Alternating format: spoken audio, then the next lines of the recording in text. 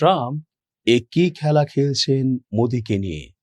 ফেরেশতা বলে আবার খুনি আখ্যা, কারণ কি?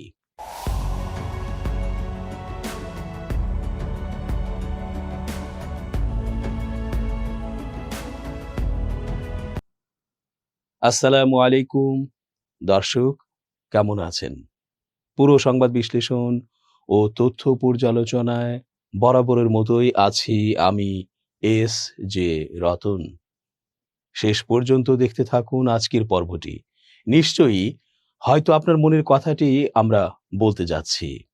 চেঞ্জ টিভির আন্তর্জাতিক চোখ আপনাদেরই অনুষ্ঠান। আব্দুল জব্বারের জনপ্রিয় একটা গানের কথা মনে পড়ে গেল। শত্রু তুমি, বন্ধু তুমি, তুমি আমার সাধনা। তোমার দেয়া আঘাত আমায় দেয় যে মধুর বেদনা। ট্রাম্পের কাছে মোদি আসলে তাই। সাম্প্রতিক এক আন্তর্জাতিক আসরে মোদিকে কাছে পেয়ে তাকে ফেরেশতা বলে প্রশংসা করেছেন, আবার খুনি আখ্যা দিয়ে বাঁশও দিয়েছেন। আর এই বাঁশ খেয়েও মোদি তো হেসেই খুন। এই ভিডিও দেখে মন্তব্যকারীদের মধ্যে অনেকেই লিখেছেন, মোদি তো মূর্খ, ট্রাম্পের ইংলিশ বোঝেননি, তাই হেসেছেন, বুঝলে মুখটা কালো করে রাখতেন। মোদির এই অবস্থায় নানা আলোচনা এখন সোশ্যালে ঘুরছে। বিশ্বব্যাপী এ নিয়ে তোলপাড় করা সব ক্যারিকাচারও হচ্ছে। ভারতের প্রধানমন্ত্রী নরেন্দ্র মোদীকে মার্কিন প্রেসিডেন্ট ডোনাল্ড ট্রাম্প একজন কঠিন মধ্যস্থতাকারী হিসেবে অভিহিত করেছেন।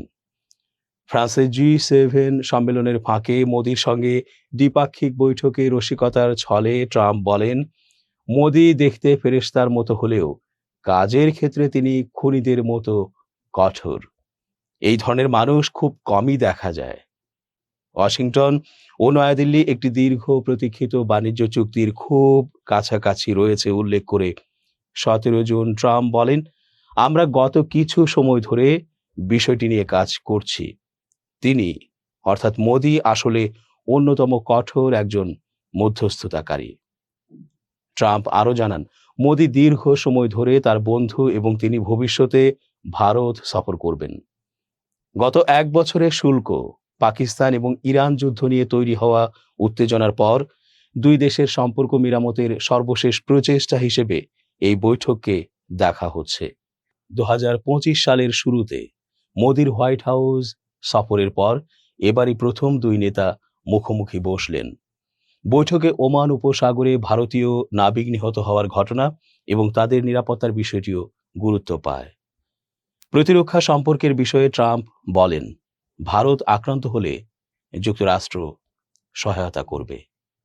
মোদির দিকে নির্দেশ করে ট্রাম্প বলেন, যদি কেউ ওই ব্যক্তিকে আক্রমণ করে তবে আমরা সেখানে থাকব। তবে নতুন কোনো নেতা এলে আমি সে বিষয়ে নিশ্চিত নই। নেতাদের পারস্পরিক সম্পর্কের উষ্ণতা বা টানাপোড়েন অনেক সময়ই বোঝা যায় তাদের শারীরিক অঙ্গভঙ্গিতে।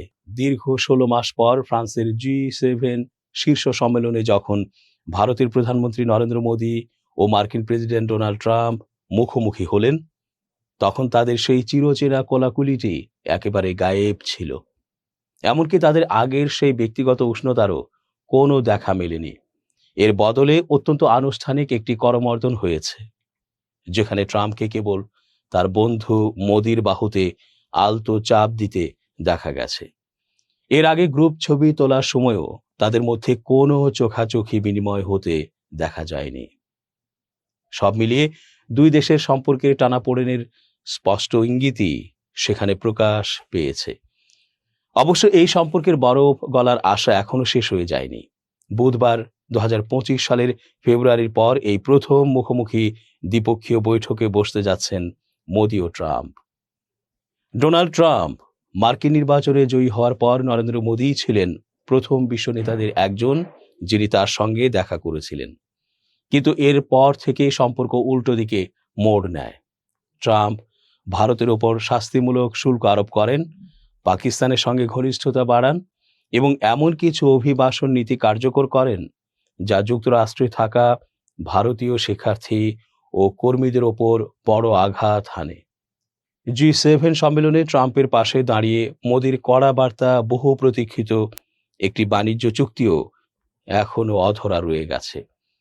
এর ওপর সম্প্রতি ওমান উপসাগরে মার্কিন হামলায় ৩ ভারতীয় নাবিকের মৃত্যুর ঘটনা দুই দেশের সম্পর্ককে বড় ধাক্কা দেয়, যা গত মে মাসে মার্কিন পররাষ্ট্রমন্ত্রী মার্কো রুবিওর সফরের মাধ্যমে কিছুটা স্থিতিশীল হতে শুরু করেছিল। এমন এক পটভূমিতেই গেল মঙ্গলবার ফ্রান্সে G7 সম্মেলনে মুখোমুখি হন মোদি ও ট্রাম্প। তবে কোলাকুলি বা উষ্ণতার অভাবের চেয়েও ট্রাম্পের পাশে দাঁড়িয়ে নরেন্দ্র মোদীর করা কিছু তীব্র মন্তব্য ভারত মার্কিন সম্পর্কের ফাটলকে বেশি উস্কে দিয়েছে। ট্রাম্পকে পাশে বসিয়ে প্রধানমন্ত্রী মোদী জোর দিয়ে বলেন, আজকের বিশ্ব বিশ্বাসের সংকটে ভুগছে এবং আমাদের অংশীদারিত্বের ভবিষ্যৎ নির্ভর করছে এই বিশ্বাস পুনরায় গড়ে তোলার ওপর। মোদী বলেন, বিশ্ব সম্পদের ঘাটতিতে ভুগছে না, এটি ভুগছে বিশ্বাসের ঘাটতিতে। ভারতীয় নাবিকদের মৃত্যুর কথা সরাসরি উল্লেখ না করলেও মোদী ইঙ্গিত দেন যে যুক্তরাষ্ট্র ইরান সংঘাতের কারণে ভারতীয়দের জীবন দিতে হয়েছে। তিনি স্পষ্ট করেন, সব দেশকে অবশ্যই সমুদ্রপথের নিরাপত্তা এবং নাবিকদের জীবন রক্ষা নিশ্চিত করতে হবে। ভাষণে কোনো নির্দিষ্ট দেশের নাম না নিলেও মোদীর এই বার্তা কার উদ্দেশ্যে ছিল তা ব্যাখ্যা করার প্রয়োজন পড়ে না। ফাটল আরও স্পষ্ট হয়েছে যুক্তরাষ্ট্রের একটি আকস্মিক পদক্ষেপে। তারা তাদের সবচেয়ে বড় সামরিক command US Indo Pacific command এর নাম থেকে ইন্দো শব্দটি বাদ দিয়েছে। শুধু তাই নয়, এই ঘোষণার জন্য যুক্তরাষ্ট্রের ব্যবহৃত মানচিত্রে পাকিস্তান অধিকৃত কাশ্মীরকে পাকিস্তানের অংশ হিসেবে দেখানো হয়েছে। মজার ব্যাপার হলো, ট্রাম্পের প্রথম মেয়াদেই এই কমান্ডের নাম পরিবর্তন করে ইন্দো প্যাসিফিক কমান্ড রাখা হয়েছিল, যা তখন যুক্তরাষ্ট্রের কাছে ভারতের ক্রমবর্ধমান গুরুত্বের প্রতীক হিসেবে দেখা হয়েছিল। তবে ট্রাম্প 2.0 সম্পূর্ণ আলাদা এবং বেশ কিছুটা যুদ্ধংদেহী। ভূ রাজনীতি বিশেষজ্ঞ মাইকেল কুগেলম্যান এই পরিস্থিতি নিয়ে টুইট করে বলেছেন, ট্রাম্পের সঙ্গে প্রধানমন্ত্রী মোদীর বৈঠক কোনো বড় পরিবর্তন আনবে না। মার্কো রুবিওর সাম্প্রতিক ক্ষতবিক্ষত মেরামতের সফর এবং মার্কিন দূত সার্জিও গোরের অক্লান্ত প্রচেষ্টা সত্ত্বেও ভারতের পক্ষে এখনও তীব্র অবিশ্বাস রয়েছে। সম্পর্ক সম্প্রতি কিছুটা স্থিতিশীল হয়েছে, তবে ট্রাম্পের মেয়াদের পর না যাওয়া পর্যন্ত এটি হয়তো পুরোপুরি আগের অবস্থায় ফিরবে না। কিভাবে ভারত মার্কিন সম্পর্কে ফাটল ধরল? এশিয়ায় আগ্রাসী চীনকে মোকাবিলার জন্য ভারতকে সবসময়ই একটি প্রধান মিত্র হিসেবে দেখে এসেছে যুক্তরাষ্ট্র। কিন্তু রাজনৈতিক নাটক ও তোষামোদে বিশ্বাসী ট্রাম্পের মেয়াদে ভারতকে তার ক্রমাগত আস্ফালনের শিকার হতে হয়েছে। এর শুরু হয় গত বছর, যখন ট্রাম্প একতরফাভাবে দাবি করেন যে তিনি দুই দেশকেই চড়া শুল্কের হুমকি দিয়ে মে মাসে ভারত পাকিস্তান সামরিক সংঘাতের অবসান ঘটিয়েছেন। যদিও ভারত বরাবরই বলে এসেছে যে পাকিস্তানের অনুরোধেই যুদ্ধ বন্ধ হয়েছিল। প্রধানমন্ত্রী মোদী ট্রাম্পের এই দাবি মেনে নিতে বারবার অস্বীকৃতি জানান এবং ট্রাম্পকে নোবেল শান্তি পুরস্কারের জন্য মনোনীত না করায় দুই পক্ষের মধ্যে ক্ষোভের সৃষ্টি হয়। তবে সবচেয়ে বড় ক্ষতি হয়েছে অর্থনৈতিক খাতে। গত বছর রাশিয়ার কাছ থেকে ভারতে তেল কেনার বিষয়টিকে নিশানা করে ট্রাম্প ভারতের ওপর সামগ্রিক শুল্কের হার দ্বিগুণ করে 50% করে দেন। এমনকি ভারতকে একটি মৃত অর্থনীতি বলে কটূক্তি করেন এবং দিল্লিকে একটি নরক হিসেবে বর্ণনা করা একটি পোস্ট সামাজিক যোগাযোগ মাধ্যমে শেয়ার করেন। অবশ্য গত ফেব্রুয়ারিতে দুই পক্ষ একটি ফ্রেমওয়ার্ক বাণিজ্য চুক্তিতে সম্মত হওয়ার পর এই শুল্কের হার 18% নামিয়ে আনা হয়েছে। প্রতিরক্ষা সম্পর্কের ক্ষেত্রেও স্থবিরতা বিরাজ করছে। ভারতের তেজস MK-1A যুদ্ধবিমানের ইঞ্জিন সরবরাহে মার্কিন বিমান প্রস্তুতকারক সংস্থা GE এর বিলম্ব দুই দেশের মধ্যে একটি বড় বিরোধের কারণ হয়ে দাঁড়িয়েছে। তবে ভারত ট্রাম্পের এসব পদক্ষেপ বাস্তবসম্মত উপায়ে মোকাবেলা করে আসছে। মোদী গত 1 বছরে ট্রাম্পের সঙ্গে কোনো ধরনের বাকযুদ্ধে জড়াননি। চলতি বছরের শুরুর দিকে ভারতের মার্কিন রাষ্ট্রদূত হিসেবে দায়িত্ব নেয়ার পর সার্জিও গোর জোর দিয়ে বলেছিলেন, প্রকৃত বন্ধুদের মধ্যে দ্বিমত হতে পারে, তবে শেষ পর্যন্ত তারা সবসময়ই তাদের মতভেদ দূর করে নেয়। মোদী ও ট্রাম্পের বন্ধুত্বে টানাপোড়েন চললেও তা এখনও ভেঙে যায়নি।